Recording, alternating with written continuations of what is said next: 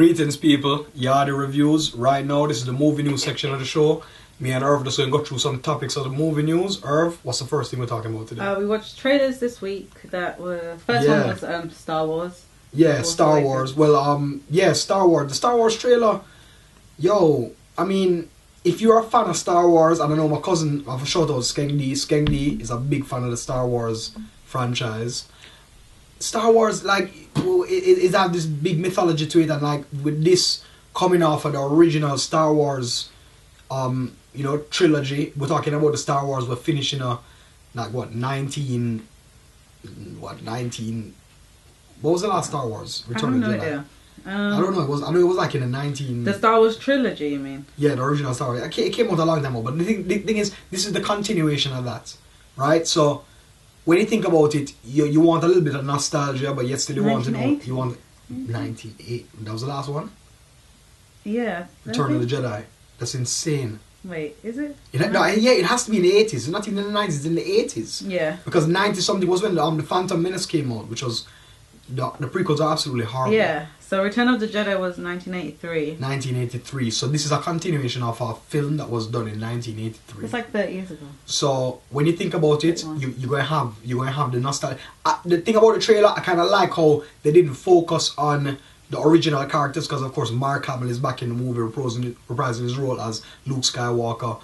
Harrison Ford is back there as Han Solo. So they have all original characters, but then you see these new characters, and then you see the Sith. When him sword light up, you just know that it's on. Right now, this is what it's all about. So the trailer was good. For all Star Wars fans, you should know it's good. We can move on. Moving on to Jurassic World trailer, which I quite liked. Yo, that shit just blew me away, yo. When I saw it, I really like the concept that it was like a theme park. Yeah. And like you could... But back to the original thing. Yeah. I think that they're saying that they're bringing some elements of the first movie, which everybody liked, and of course they're putting their twist to it. Dinosaurs? But think about this though. How do you go one up on create a new dinosaur? People love to do that, innit? But yo, listen, right now that's how you put the twist on the story. Yeah. And I'm not gonna lie to you, Chris Pratt. He looks good in this. All right, in this film, he's a lot more serious. Yeah. A lot less quirky, and I think that can show some diversity. I feel so if this film breaks out and does proper, it can show him in like a more serious role. That scene with the raptors and him rolling out. Yeah. Straight G. Chris Pratt, straight G. Yeah, we can move on. Looking forward to that. Yeah, definitely. Right, so moving on to True Detective has confirmed Rachel McAdams and Taylor Kitsch as characters. Yeah, Taylor finally. Kitsch plays a veteran veteran and a California Highway Patrol officer, and he's like running from a scandal or something. And then McAdams is a county detective, and like she never compromises her ethics, so she's always at odds with the characters so she's around like her. Ross Cole, the female Ross Cole. Basically, but that'll be interesting. I'm really looking forward to seeing cool. Another female lead. Yeah, I mean, I think it's gonna be dope. I mean, I'm True Detective. Like, I mean, the story is anything like the last one. Listen, it's the same guy that's writing it. All right, it's the same guy that's writing. He wrote every episode, and he's going to write all of these. And like, I have no doubt he's going to churn out something insane. You know what I mean? And like, and with this cast, I'm liking it because it is showing that they're using people that are they should be A-listers. Yeah. These people should be seen, and like, cause Colin Farrell, I mean, he's a brilliant actor, but he gets a lot of flack. Yeah, but he makes the wrong choices, and of course, and of course, he's being like a barroom brawler and just an insane Irish dude in general. You know what I mean? But I mean, at the end of the day, it's a good platform for these actors to get to the next level, because that's what they did for Matthew McConaughey and even Woody Harrelson, put them to like the next level. That's when you know that these guys are the vets, these guys are veterans, that changed these are everything. Gs. That did. Yeah, it did. Cause trust me, True Detective was just mind blowing. You know what I mean? I think I need to even I wish I could. Well, we're going to definitely review this next season still. I mean, definitely, but. Yeah. Imagine like if we were reviewing the first season. Oh God, I would have been so. I would have been thrown out. I would, trust me. Yeah. So anyway, next topic. Martin Scorsese. Yeah. Is directing a series for HBO. Yeah. And it's about it's about a Spanish conquistador. His name is Hernan Cortez, if I'm pronouncing that right. And this guy brought down the Aztec Empire, and it's also about the woman who helped him do it, who was Mayan, and Montezuma, who was the Aztec leader that he befriended, and he finally put him in chains. Well, there you go. That sounds deep. It's deep, and it's a perfect Shakespearean tale. Yes, tale, and it's something that I think he would visually put together something brilliant. And it's HBO and Martin Scorsese knows right now, since producing Boardwalk Empire, that TV is the future. Yeah. And he realized that TV is getting to the next level. The content in TV, mind blowing. Well, all these shows is coming out now. Benicio del Toro is an executive producer, so he might be the. Well, but he's definitely going to be an actor in there, or definitely going to be a role or something. Yeah. But that's brilliant. I mean, I'm liking where it's going so far. Yeah. So yeah, I'm looking forward to that when it drops. Sign me up. I'm there.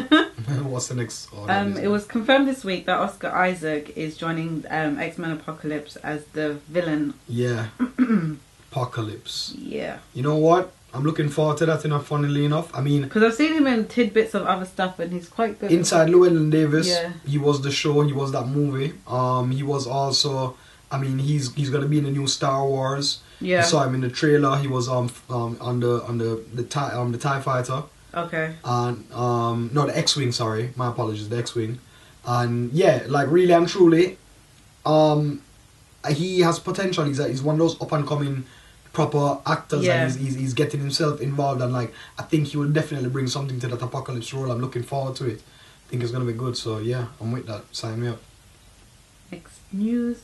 I read an article earlier this week, and it was about Ridley Scott, and there was a quote in this article, and this is what the quote actually said. He said, "I can't mount a film of this budget where I have to rely on tax rebates in Spain and say that my lead actor is Mohammed so-and-so from such and such. I'm just not going to get it financed, so the question doesn't even come up." And this was in regards to there being complaints that he whitewashed Exodus, Gods and Kings. Yeah. And you know what? That comment that he said, it's so when you think about it, and he just spells it out for you. Yeah. No Hollywood person is going to finance a film with somebody named whatever Muhammad. Even if he's probably one of the biggest actors in Saudi Arabia or Egypt or whatever, nobody is going to finance that film. Sadly, but true. And if you just look back on history, but Hollywood has always been like that, and everybody knows like Hollywood has been like that. Like, but you know what? I'm not going to even go and start bashing Hollywood now. You have people who are doing these indie films, and they're doing it, and they're making it happen. So you can't do indie film to that gravitas, but you can still do an indie film and make it pop and bring a vision to the screen and do it. So all you indie filmmakers of different cultural backgrounds, go ahead and keep on making your films, because one day you will get that deal, and one day you'll be directing something big, and you will understand what it is when you get involved in that Hollywood game. Because Hollywood game is a different game. I'm not a part of it, but trust me, I've heard stories that'll make people cringe.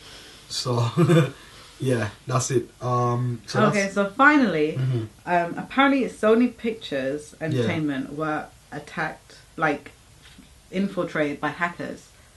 So one of their offices got hacked, and when they came in, turned on their computer screens, there was a message that said hacked by #GOP, and apparently GOP stands for Guardians of Peace. And there was a warning on the screen, and it read, "We've already warned you, and this is just a beginning. We continue till our request be met.